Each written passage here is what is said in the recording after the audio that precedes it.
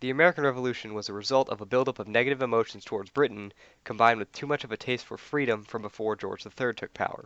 This released into a chaotic war which engulfed most of the planet and gave way to the rise of a world power and the idea of revolution.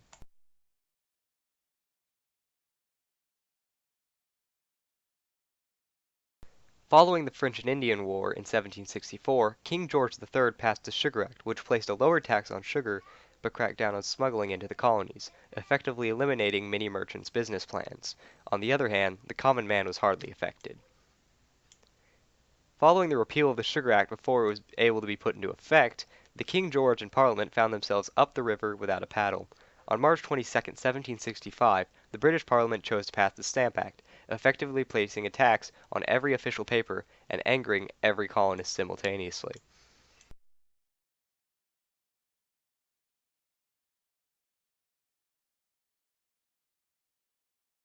The Townshend Acts created a plethora of problems when it was passed in 1767. Firstly, it allowed the use of writs of assistance, allowing for the customs officials to search homes for smuggled goods quite easily. The acts hindered the economy as it was now even more difficult to evade the taxes. To add to a bad situation, the East India Company, whom many government members owned stock in, was allowed to cheaply re-export tea from Britain to the colonies for more profit, hurting local merchants. Following the rapid and large kickback from the Townshend Acts, Britain pushed forth a large number of troops into the port of Boston, Massachusetts, because it is always a smart idea to throw soldiers at a civil problem.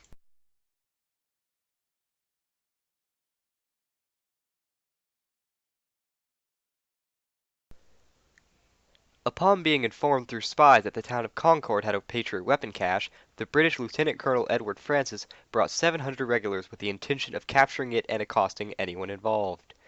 What they received was a small force already warned by the Patriot rider Paul Revere. Around 30 to 40 Patriots opened fire on the British soldiers as they were in Lexington on the road to Concord.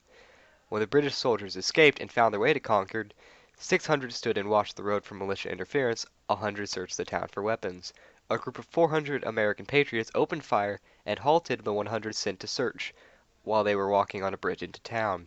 The entire 700-man British force retreated to and hid inside of Boston, while about 4,000 militia laid siege to the city. A man named Thomas Jefferson worked together with the Continental Congress and several other individuals to draft a document listing their grievances with England.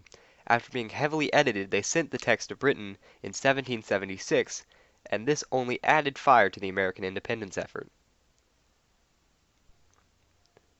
American General of the Armies George Washington rode his men across the Delaware River with the intention of attacking the Hessian forces camped there in the dark hours of the morning on December 26th.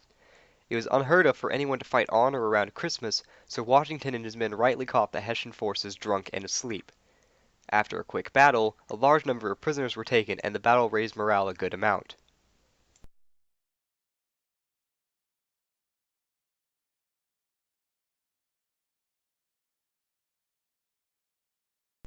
Generally encompassing the two main battles of Saratoga, in the campaign of Saratoga, the first battle was a Pyrrhic British victory, with them losing more troops but technically making the Patriots retreat.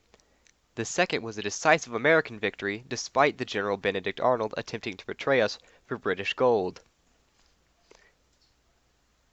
After the news of the Battle of Saratoga spread, France came forth with a message of peace and opportunity for the excited Americans. On February 6, 1778, at the Hôtel de Crillon in Paris, a document was signed known as the Treaty of Amity and Commerce with France, solidifying the alliance between France and America.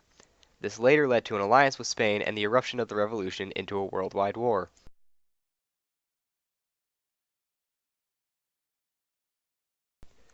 On October 19, 1781, General Cornwallis of the British Army found himself surrounded by a conglomeration of American and French troops, with his gun emplacement watching his camp taken by American forces. He was prepared to wait for the British Royal Navy to arrive, but that dream was crushed with the arrival of the French Armada, who promptly blockaded the river. He had chose to camp near Yorktown on the peninsula, and his choice had cost Britain the war. In summary, revolution is not something that happens. Revolution is a spirit, a sweeping ideal that curves through the streets of a nation that longs to be free. Revolution usually results in war, but it is a necessary piece of the puzzle. Mankind's thinking may change, and the technology may, but much like the Spiritu Libertatis, the spirit of liberty. War never changes.